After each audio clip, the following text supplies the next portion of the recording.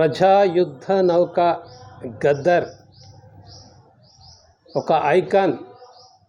రెండు తెలుగు రాష్ట్రాలకే కాదు, మొత్తం యావత భారతదేశానికే కళారంగం లోపల ఒక ఐకాన్. మరో గద్దరు ఇంతకుముందు రాలేదు, భవిష్యత్తులో కూడా ఇంకో గద్దర్ అనేటువంటి ఒక అట్లాంటి వ్యక్తి అనేటువంటి రాడు.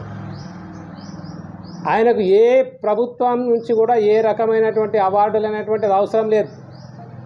ప్రజాయుద్ధ నౌక అనేటువంటిది ఏదైతే ప్రజలు ఆయనకి ఇచ్చినటువంటి బిరుదు ముంగట ఈ ప్రభుత్వాలు ఇచ్చేటువంటి బిరుదులు అనేటువంటిది ఆయన కాలు గోరుతోని సమానం అని చెప్తున్నా. బండి సంజయ్ గారు, మీరు అవార్డులు ఇచ్చేటోరు కాదు. మీరు చెప్తే అక్కడ కేంద్రంలో వాళ్ళు ఇయ్యరు. నువ్వేందో మీదేసుకొని నువ్వు మాట్లాడినావు. నువ్వు మాట్లాడినటువంటిది ముందుగాల ఈ బండి సంజయ్కు సాహిత్యం తెలియదు, చరిత్ర తెలియదు, విషయాలు తెలియదు, ఎక్కువ చదువుకోలేదు, ఏది పడుతుంది మాట్లాడతాడు. 5-6 నెలల నుంచి రెచ్చిపోయి మాట్లాడుతున్నాడు. నువ్వు అదేవిధంగా ఇప్పుడు కూడా నువ్వు మాట్లాడినావు. కానీ నువ్వు మాట్లాడినటువంటిది అసలు ఒక గద్దర్ మీద అది ఏం మాట్లాడినావండి? ఏం మాట్లాడినావు నువ్వు? గద్దరు బీజేపీ వాళ్ళను చంపించిందంటాడు, నువ్వు చంపిండంటాడు, పోలీసు వాళ్ళని చంపిండంటాడు. అసలు గద్దరుకు ఏమన్నా దీనికి సంబంధం ఉంటుందా? నక్సలైట్ పార్టీ నిర్ణయాలకు, నక్సలైట్ పార్టీ చర్యలకు గద్దరుకు ఏమన్నా సంబంధం ఉంటుందా? గద్దర్ ఒక సాహిత్యం, ఒక పోయెటు, ఒక రైటర్, ఒక సింగర్, ఒక హిస్టారియన్, ఒక చరిత్ర సృష్టించినటువంటి, ఒక ప్రజల హృదయాలను దోచుకున్నటువంటి వ్యక్తి. ఈ సమస్య ఆ సమస్య కాదు, మొత్తం యావత్ ప్రజా సమస్యల మీద గలమెత్తినటువంటి ఒక వ్యక్తి. ఆయన ఒక నక్సలైట్ ఉద్యమానికి ఒక్కదానికే కాదు, ఆయన దళిత ఉద్యమాన్ని ప్రభావితం చేసిండు.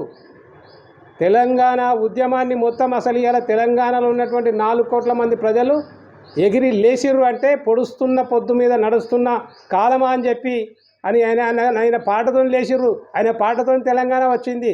ఆయన పాట వల్ల కేసీఆర్ ఇక్కడ లీడర్ అయ్యిండు. ఆయన పాట వల్ల ఇలా తెలంగాణ వచ్చింది కాబట్టి మీరంతా ఇక్కడ తెలంగాణకు రాష్ట్ర అధ్యక్షులు అయ్యారు. గద్దర్ను మాట్లాడేంత స్థాయి కాదు.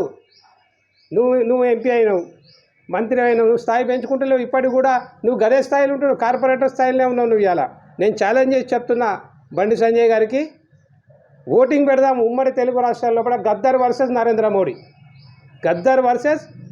మోడీ ఓటింగ్ పెడదాం.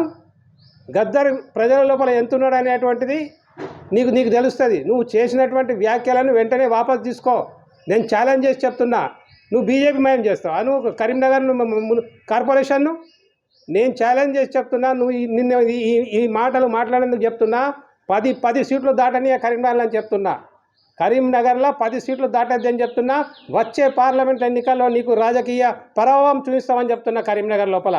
ఇది ఒక పొలిటికల్ వార్నింగ్ అని చెప్తున్నా. నువ్వు ఏది పడితే అది మాట్లాడితే ఇక్కడ కరీంనగర్లో అందరూ నోరు మూసుకొని ఉంటారు అనుకుంటున్నా. ఏదో కరీంనగర్ బిడ్డ రాజకీయం చేస్తున్నది అని మేము నిన్ను విమర్శిస్తలేం.